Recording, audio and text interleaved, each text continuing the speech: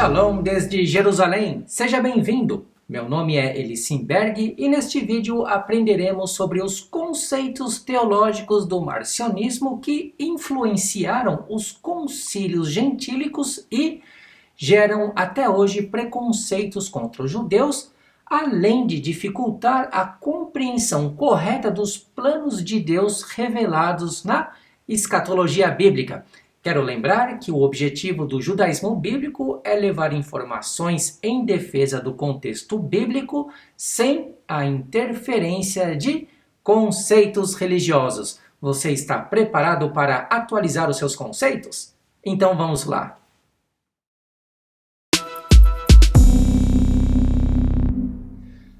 Os crentes estavam cansados de todas as contradições e obscuridades causadas pelas filosofias pagãs e ninguém sabia dizer o que era a verdade agora que a história e o conceito bíblico haviam sido alterados para se adequar aos conceitos paganizados e ajustados conforme as filosofias greco-romanas.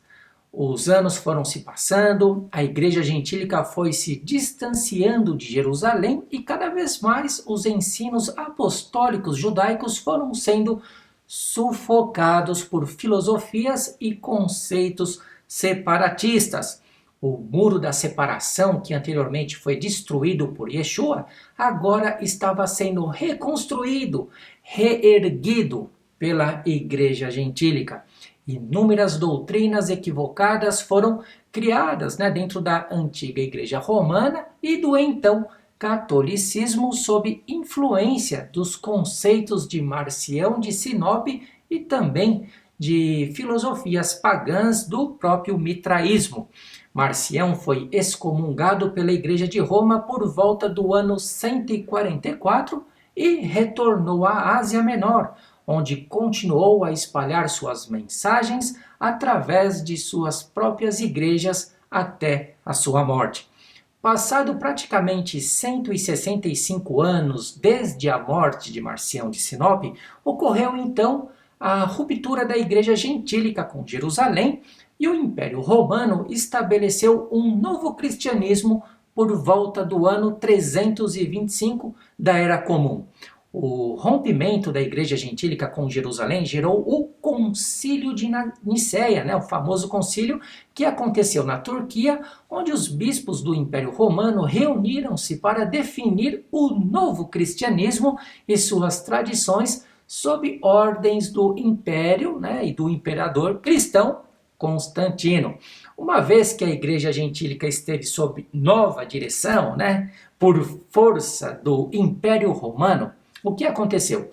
Os judeus crentes em Jesus foram considerados hereges, perseguidos, expulsos ou mortos por não concordarem com as mudanças que foram impostas pelo imperador Constantino. O primeiro concílio ecumênico de Nicéia foi convocado principalmente com o propósito de quê? De definir a natureza de Yeshua como um Deus. A polêmica começou quando Ário, um sacerdote alexandrino, questionou a divindade de Cristo porque, ao contrário de Deus, o Messias nasceu e teve um começo. As Escrituras afirmam que o Messias é a fiel testemunha, o princípio da criação de Deus, E por isso ele estava com Deus no princípio da criação. Mesmo que no céu o Messias tivesse a forma de Deus e fora chamado Elohim, Deus, assim como são chamados os juízes de Israel e o próprio Moisés, Yeshua não teve por usurpação ser Deus, ser como Deus. O que começou com um debate teológico acadêmico espalhou-se por congregações cristãs em todo o império, ameaçando um rompimento na igreja romana que estava então sob o controle político romano. O imperador Constantino, que se converteu ao novo cristianismo gentílico, provavelmente para fortalecer ainda mais a sua influência política, chamou os bispos de todo o seu império para resolver a crise e pediu a adoção de um novo credo que resolveria as ambiguidades entre o Messias e o próprio Deus. O conselho estabeleceu a igualdade do Pai, do Filho e do Espírito Santo na Santíssima Trindade e afirmou que apenas o Filho se encarnou como Jesus Cristo, como um homem. Os líderes arianos foram posteriormente banidos da Igreja Romana, e taxados como hereges por se oporem à visão pagã estabelecida pelos bispos do Império Romano. O imperador Constantino presidiu a abertura do conselho e participou das discussões. Um outro assunto debatido no Concílio de Nicéia determinou mais tarde, um tempo mais para frente, a mudança do mandamento perpétuo determinado por Deus sobre o sábado bíblico, o dia de descanso, que foi transferido para o domingo, o dia estabelecido para cultos aos deuses pagãos das filosofias greco-romanas e mitraicas.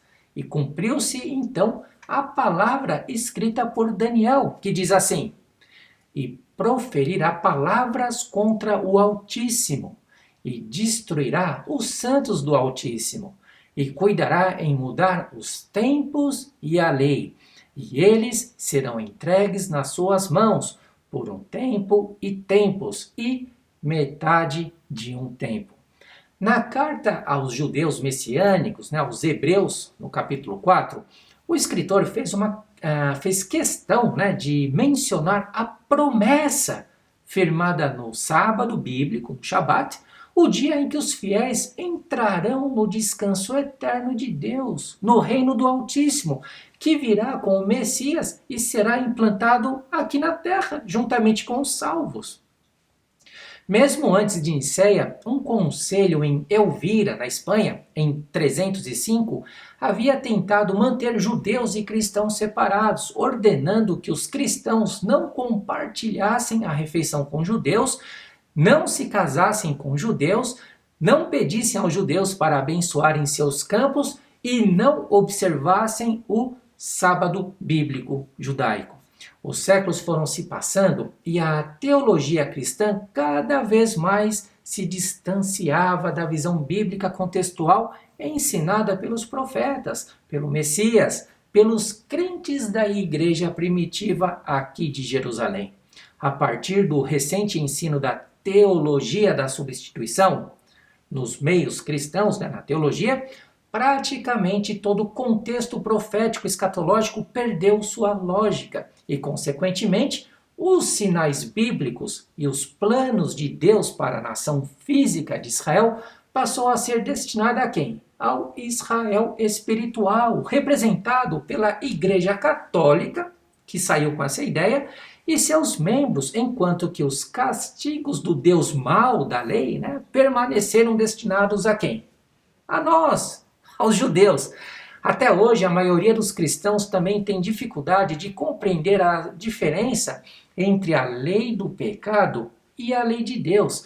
Veja que a lei de Deus é normalmente confundida com a lei do pecado, que faz oposição à vontade do Criador, É muito comum ver teólogos e pregadores ensinando que a lei de Deus foi abolida, baseando-se em textos fora do contexto, retirados das cartas apostólicas e dos evangelhos, Aquela ideia de reconstruir o muro da separação. A mesma teologia descontextualizada ensina que a igreja será arrebatada, enquanto que os judeus sofrerão nas mãos do anticristo e posteriormente pelo próprio Messias, quando ele vier nos castigar, a nós os judeus.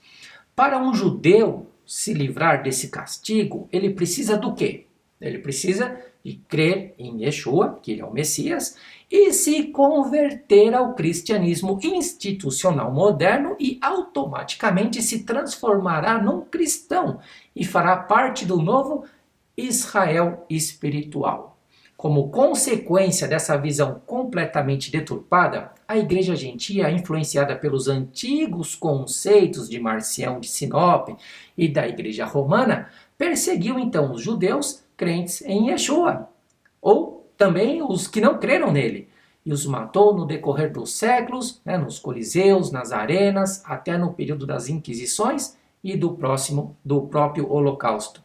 Nessa época, o protestantismo de Lutero também contribuiu com o massacre judaico por ser influenciado pelos dogmas de Marcião de Sinope e da antiga igreja romana, que se tornou o catolicismo e era o berço da fé luterana. A igreja gentílica romana não entendeu a mensagem do apóstolo Paulo escrita especialmente para ela, que dizia assim: porque eu mesmo poderia desejar ser anátema de Cristo por amor de meus irmãos, que são meus parentes segundo a carne, que são o quê? Israelitas, dos quais é a adoção de filhos, é a glória, as alianças, é a lei, o culto, as promessas, dos quais são os patriarcas, dos quais é o Messias segundo a carne, e o qual é sobre todos, Deus bendito eternamente. Amém. A verdadeira mensagem do Messias judeus, anunciado pelos profetas bíblicos e pregada com veemência pelos judeus crentes, impactou a fragilizada cultura religiosa gentílica e incriminou as filosofias pagãs. Quanto às escrituras, os evangelhos e as cartas apostólicas, Marcião praticamente as rejeitou por completo. Porém, ele escolheu filtrar e manipular a mensagem do apóstolo Paulo. Marcião isolou parte dos escritos do apóstolo Paulo e disse que Paulo foi a primeira pessoa que realmente entendeu a missão de Cristo e resgatou o ensino do sectarismo judaico. Marcião rejeitou todos os outros escritos, incluindo até mesmo o Evangelho de Mateus, Marcos e João. O Evangelho de Lucas também foi rejeitado porque Marcião considerava um livro que se adequava aos pontos de vista do judaísmo bíblico. E com base nisso tudo, Marcião desenvolveu o seu próprio evangelho, conhecido como o Evangelho de Marcião, utilizado em suas igrejas, que posteriormente influenciaram na organização e na liturgia do catolicismo.